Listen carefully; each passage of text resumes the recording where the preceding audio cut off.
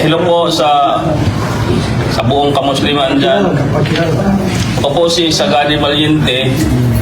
Ang pangalan ko po sa Facebook ko, Kumandir Sator.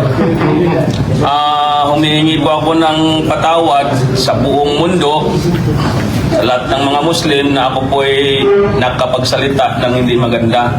Content lang po yun. Hindi ko po akalain na masama na pala yung ginagawa, mga sinasabi ko. Kaya po sana mapatawad niyo ako sa anong sulok ng mundo. Pinagsisihan ko na po ang lahat. Nangangako po ako na hindi na maulit. Higit sa lahat kay Senator Robin Padilla, nakapagsalita rin ako ng hindi maganda.